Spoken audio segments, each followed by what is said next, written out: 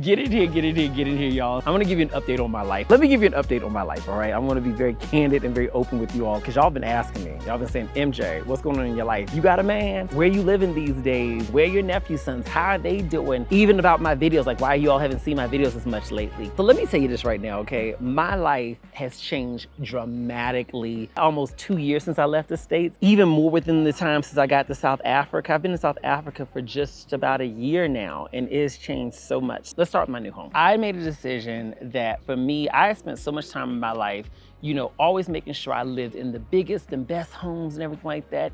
Even when it was just me and Marco in a house, we'd have these big old houses and everything like that. But it was mostly because like during like the pandemic and everything, I was like, we need a lot of space. If we gotta be stuck in the house, at least be comfortable. And you know, once my boys moved on and got their own homes and everything like that, what I realized was that I was still living, like a lot of y'all do, still living in a lifestyle that was reflective of having a lot of people at home with me. Yeah, I realized that, you know, it was time for me to downsize. Like I'm living in this big old home, like literally huge, enough room for 3 people to live there very comfortably. But when one person's there, it's like, okay, this is overkill. I just wanted more freedom. And I have learned at almost 40 years old that more stuff often means more limitations. It's not more freedom. There's more things to maintain. As I'm traveling, I still got to worry about having this person come in to fix this and take care of that. And so I made the choice to downsize. And I have a video that's going to be coming out pretty soon where I'm going to show you a full tour of the home that I'm moving out of. It's absolutely beautiful. If you like home tours, you're going to love that video. Where am I off to for my next adventure? You will see when I get there. I've decided I just really want to change my life in a really big way. I want to have big experiences rather than big stuff. You know, stuff costs money to maintain, stuff costs anxiety to maintain. 2024 for me is all about, this next year is really just all about creating a lifestyle that I enjoy living rather than just a lifestyle that I'm working so hard within all the time. Working so hard to take care of people, working so hard to take care of myself, working so hard. I don't want that in 2024. I am like a full-on empty nester. As you all know, DJ's back in the States. Marco is now in Bangkok. He posted a video talking about his move over there. He moved there alone, so go watch that. I now, like many of you all, I can't just rely and lean on the identity of being a parent. That's a part of my identity, but when they're not here with you and you don't have to take care of them in any way, shape, or form, now it's about who are you when you're not taking care of people? Who are you when you're not someone's something? Who are you when you are just living your life as you? What do you want to do with your time? One of the things that I definitely want to do with my time is I want to travel, I want to enjoy life, I want to experience new things, I want to meet new people. But also one of the things that I've decided that I want to do with my time is work on the parts of myself that I feel like I neglected on the path of success. Work on the parts of myself that I neglected while taking care of people. One of the big areas of my life, you've probably seen the shift within, has been that I have been producing less videos. The reason for that is just because, to be quite honest with you, I was getting burned out on doing videos. I'm good now, but you know, for a while, I was just seriously getting burned out. I was so tired. I really feel like I was just tired of the demands of fame. Fame is such a weird thing, because the minute that you acknowledge yourself as famous, people are like, you're not famous. I know somebody who's more famous. Well, we're not in the famous Olympics here, but the reality is that when I walk out the door, people know my face. For me, living within that experience, I don't think I really realized how tough it is and how challenging it is until probably when I moved here. Because prior to moving here, I was in LA, pandemic was going on. Prior to the pandemic, I was known, but not to the same degree that I became known, you know, within the pandemic. And then so when everything opened up, I left and moved to Bali. Nobody really knew me there. And then I came here, which is, you know, and here, South Africa, which is like the second largest viewership for my videos globally, right?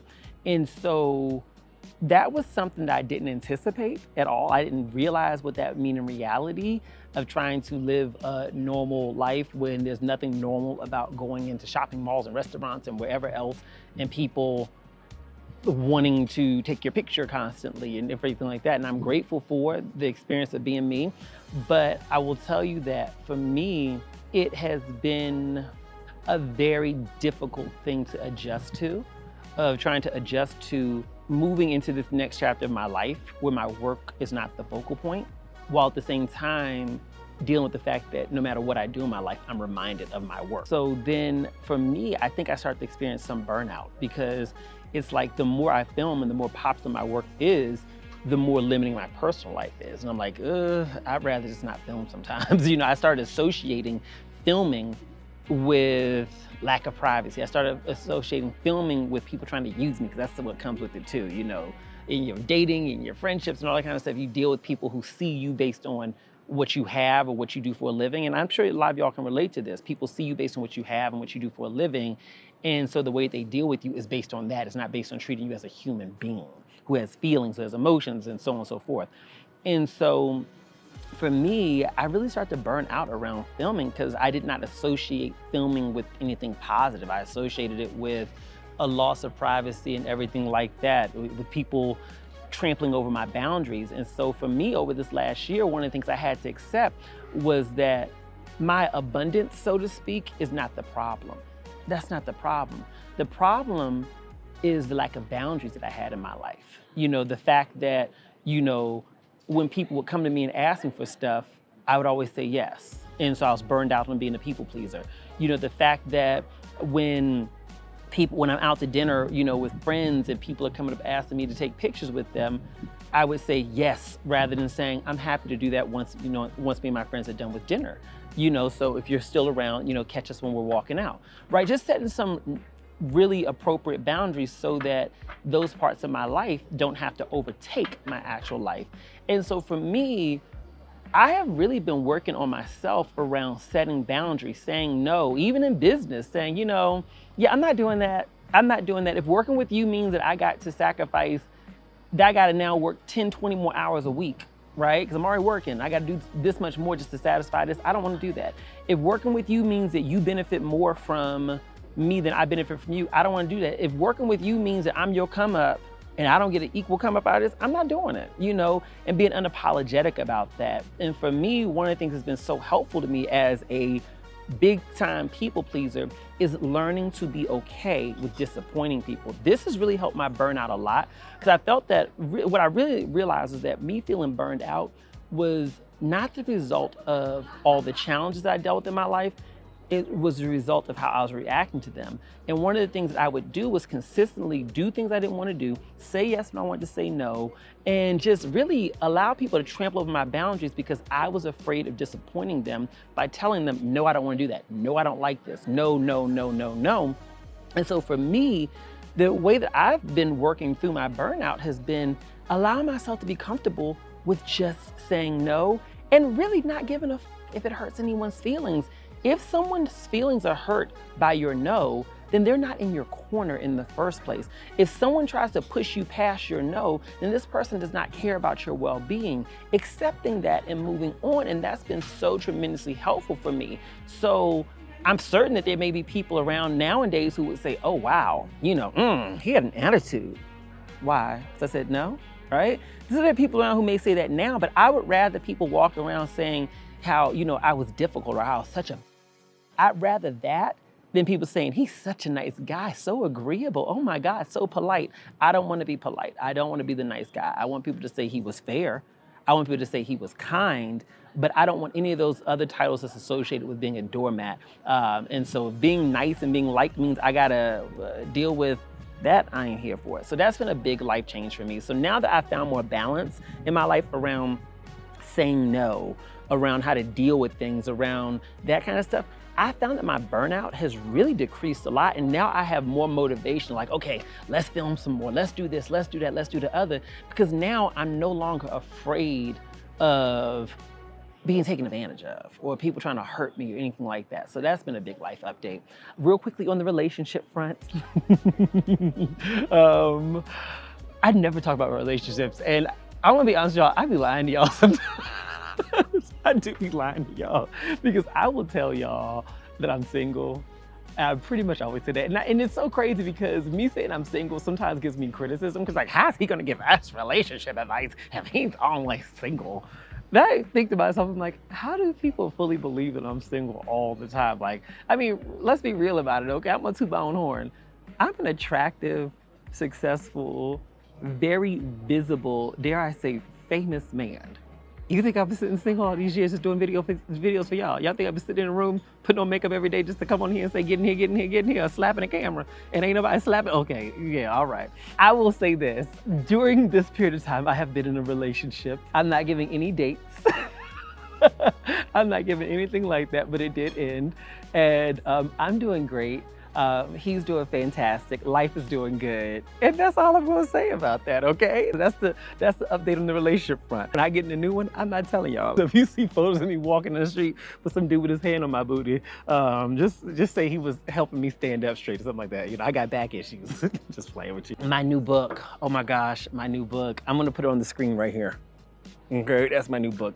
It's called Get the Out of Your Own Way, A Guide to Letting Go That's Holding You Back. It went to #1 in 1 day. #1 in 1 day. I was so happy about that. I'm a best-selling author now.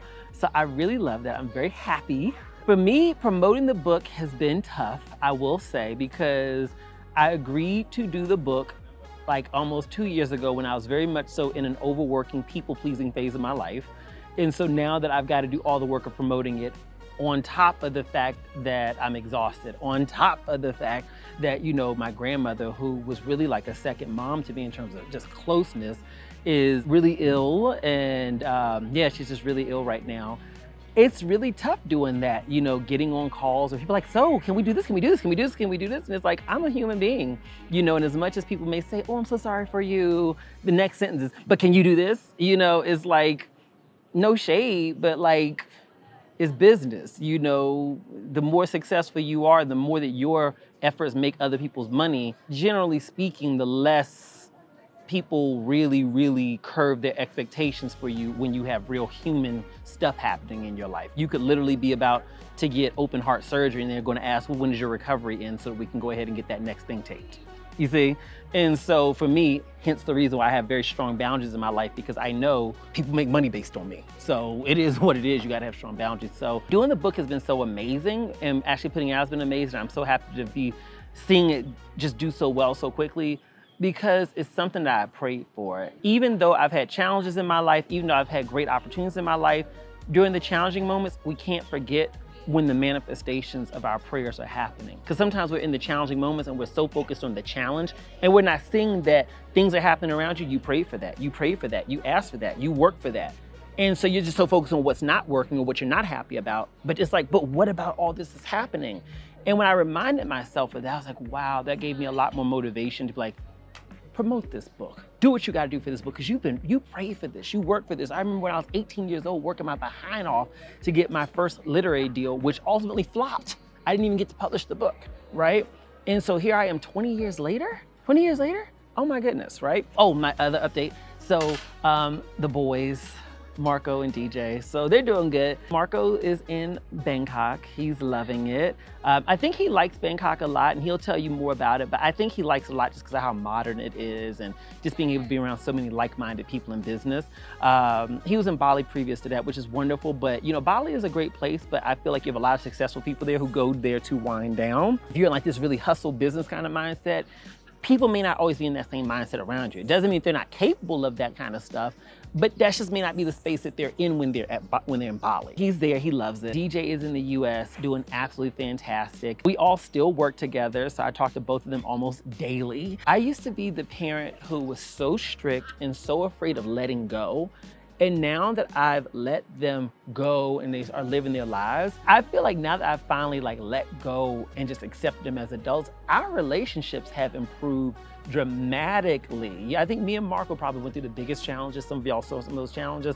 And I can own the fact that my part in those challenges heavily was connected to the fact that I was overbearing and was more focused on protecting and damn near controlling his future and where he was going in life, rather than accepting him as an adult that I had sowed great lessons into, and trusting that he would apply those lessons, which he has. I mean, he's young, so of course mistakes happen here or there with everybody, but he's applied those lessons, and DJ the same way. So it's just really great to see how our relationships have blossomed as they've moved into their independence. You know, that's really my life update right now. I've got so much coming ahead for you all. I'm considering a new hairdo. Like, what am I gonna do with my hair? Allie just did like this, right? But I'm going to grow it out. We're going to do some things with it. If you got any ideas, put some links below this video and let me know what you have in mind. If people say, MJ, don't change your hair, I'm not going to read your comment because I'm doing what I want to do. So I'm doing that. I'm getting a tattoo. Allie just found it out. He said, yeah, I'm getting a tattoo. Yes, I am. It's a very special meaning. I always wanted a tattoo, but I never had something that I felt was like, I never had something that I felt was meaningful enough to me to do it. You know what I mean? And so now I finally have something like, I got it. So I'm gonna do that. You just can see everything. Yeah, I'll share more with you. But anyway, my chicken wings are on the way. So that's my life update. I'll share more with y'all later. Bye.